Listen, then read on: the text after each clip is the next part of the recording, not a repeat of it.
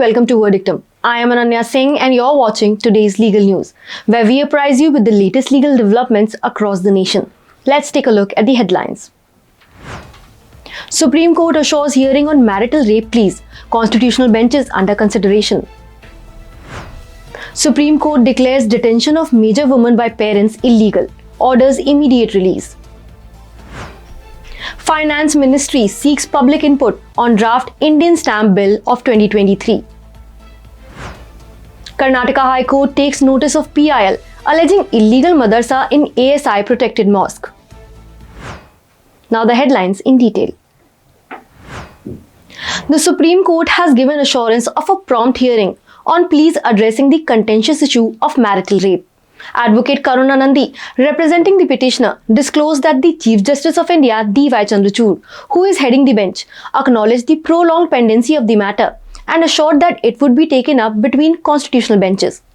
Notably, according to Exception 2 of Section 375 of the Indian Penal Code, sexual intercourse by a man with his wife does not fall within the purview of rape unless the wife is below the age of 15 years. Several petitions challenging the constitutional validity of Exception 2 to Section 375 are filed before the Apex Court for consideration. One such petition challenges a judgment made by the Karnataka High Court that refused to dismiss rape charges against a husband who raped and kept his wife as a sex slave. Another petition, filed by activist Ruth Manorma, seeks the annulment of the said provision, granting immunity to husbands from raping their wives. Previously, the top court was also approached by the All India Democratic Women's Association against the split verdict delivered by the Delhi High Court regarding the criminalization of marital rape. The split verdict was delivered by the Delhi High Court on May 12, 2022, with Justice Rajiv Shakdhar supporting the criminalization, while Justice Hari Shankar opposing the same, asserting that the exception is not in violation of the Constitution.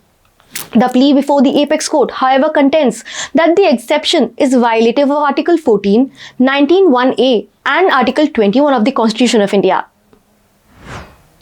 In a significant ruling, the Supreme Court has deemed the detention of a 25-year-old woman by her parents as illegal, emphasizing the woman's right to liberty.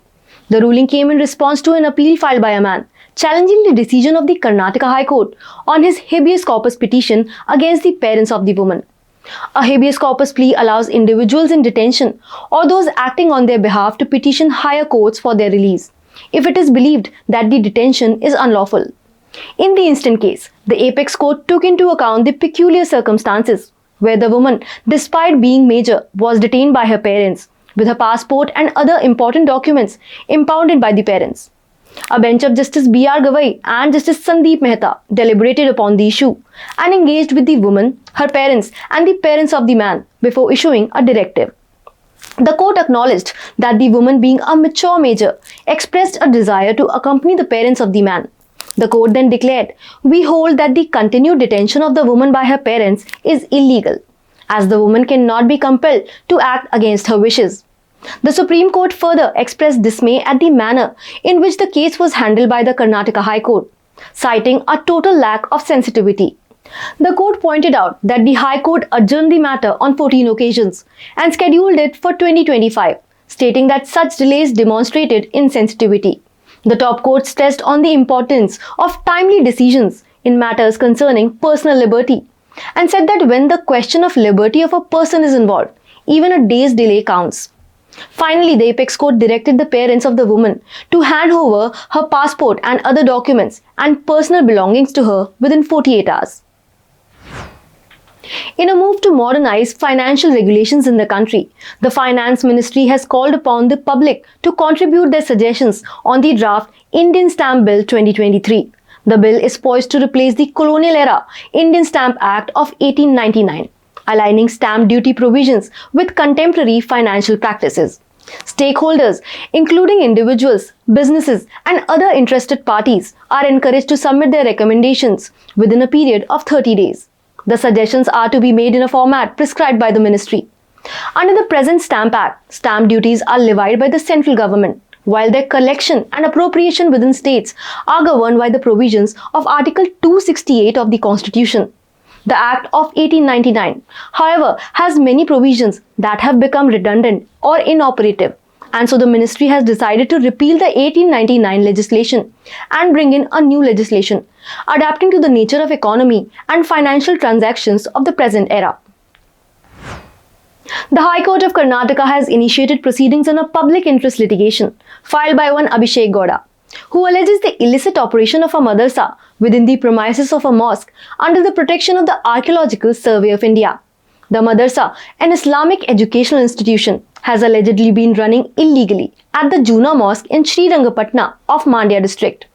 The petition contends that due to the presence of the institution, significant damage has been caused to the original structure of the mosque, which is safeguarded by the ASI. Alleged unauthorized activities have resulted in construction work, structural alterations, demolition of the mosque compound, erection of toilets, and destruction of ancient carvings. The petitioner asserts that these actions are violative of Section 7, Rules 7 and 8 of the Ancient Monuments and Archaeological Sites and Remains Act and Rules. ASI has also clarified that no permission to make such changes at the mosque has been granted to the Madarsa authorities. During the hearing, a bench comprising the Chief Justice Prasanna B. Varale and Justice Krishna S. Dikshit issued notices to the state and the centre, urging them to submit their response. The court subsequently adjourned the hearing for further deliberation.